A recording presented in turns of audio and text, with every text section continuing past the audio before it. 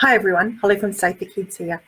I wanted to jump on and talk to you all about, you will have all seen in the news and in news feeds on social media about the heinous act that happened in Queensland with a 7-year-old being taken from a shopping centre and sexually assaulted.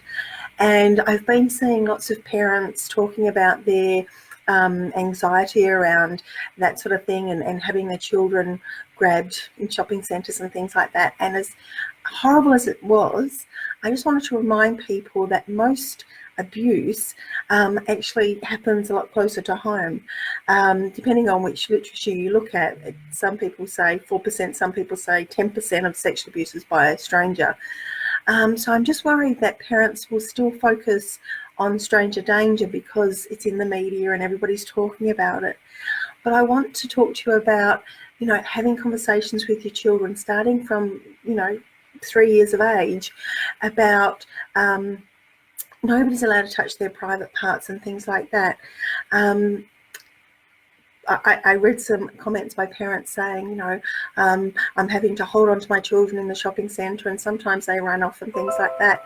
But if you've taught your children things about their early warning signs, their body's way of telling them that they feel unsafe, you could also talk to them about that you get early warning signs.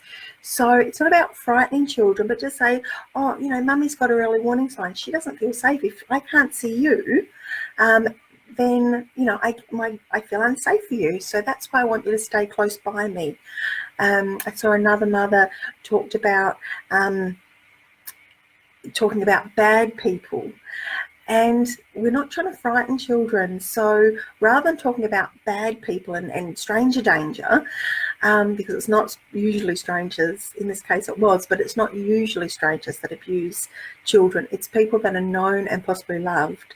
It could be family members, could be next door neighbours, whoever. So rather than, talking about bad people, the language that I usually use with children is tricky people. So tricky people might say, I've lost my puppy, come and help me find it. But again, from children from a very young age, if we explain it to them and not demonise everybody, because if your child's lost at the shops, they're going to have to talk to a stranger. So if you've taught them, that all strangers are bad and people are bad and things like that, wherever possible, I don't use the word bad. I don't talk about good pictures and bad pictures. I use public pictures and private pictures. Good touch, bad touch. We don't use that sort of language. It's safe touch and unsafe touch. Because whenever kids hear bad, they think they might be bad and things like that. So I'm hoping that parents will, if your children see this in the media, use it as a teachable moment. If they don't see it, then, you don't want to frighten them. So perhaps just saying, if you're in the shopping centre, I really like you to stay close to me because, if I can't see you, then you can't, if you can't see me, then I can't see you. And I feel unsafe for you, rather than, putting that scaremongering into children. Teaching them, like I said before, nobody's allowed to touch your private parts unless it's for medical reasons or hygiene, and then mum and dad have to ask. Consent's a really big thing. Teaching them to have a safety team. So, find out if your childcare centre, is your school teaching protective education. Childcare centres should be teaching this. We need to start teaching it from 3 years of age. And I've written a whole program so that for that very reason. Using fairy tales, you might talk about Little Red Riding Hood. She was sent out by herself into the woods, and then there was the tricky wolf. So again, those years ago when those stories were written, they were written for this exact thing. The wolf is a perpetrator, but we don't want to frighten children, but we do want to empower them. And having the language around protective education is really important. So, like this teaching kids about their early warning signs. So you can just do these with simple activities to get them to feel them, like blowing up a balloon and bursting it. And then when they jump, oh, that's your body signals. That's your body's way of telling you that you feel unsafe. All animals get early warning signs. You might talk to the children about how snails and turtles go into their shell, and that squid squirt ink, and that skunk squirt out stinky farty smelly stuff. That's their body signals. But we get these body signals too. And, you know, they might be, my heart starts to race, beats really fast. If I can't see you, my heart will be racing. So that's why mummy needs you to stay close by her, because, you know, you don't want to make mummy feel unsafe. Probably the most simplest thing that I teach children that has a very lasting impression on children is simply just teaching them this for safe and this for unsafe. So if your child tends to wander off, you can just go, hey, oh gosh, I better go back and be close to mum because mum is feeling unsafe for me.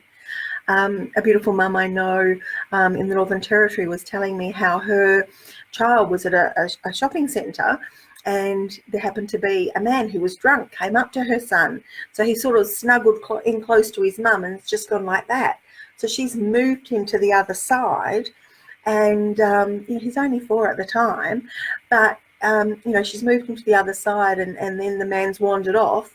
And so the mum gets down to his level and says, you know, obviously you were feeling unsafe. Have your early warnings, because she's very big on protective education and her kids know the language really well. And so she said, you know, how do you feel now that he's gone? And he said, oh, mum, I've still got my early warning signs. And there happened to be a policeman at the shopping centre. So the mum takes the little boy over to the policeman, who again gets down to his level, and the mum says, look, you know, my son's just had this incident and he'd like to talk to you about it. So the son got to verbalise that there was this drunk man and he had his early warning signs, and he went like this to his mum, and he had all of the language, and it handled it beautifully. But it was because the mum had given him the ground rules of protective education. So, you know, the whole program is in our parent handbook. So, you know, these are some of the some of the early warning signs that your children might have. So, you know, butterflies in your tummy, your heart racing, your legs feel like jelly. You might wet yourself, or you might, I think there's even poo running down her leg. But teaching kids about their early warning signs and to listen to their body. And if they feel unsafe, they've got to listen, and they've got to tell somebody on their safety team. But adults also get their early warning signs. So, you know, using this language will really empower your children. So, yeah, I'm not taking away of what happened, but please remember it's not usually strangers that are doing this to children. So teaching protective education from a very young age is so important. It doesn't have to be scary, and this has inspired me. So I think I'm going to try and jump on, and maybe every day next week I'm going to do something on the program so that you can start teaching your children protective education, especially before you know, Christmas, because maybe we'll talk about consent and all of those sorts of things. So I hope this was useful. Stay safe, and I'll see you in the next video. Bye.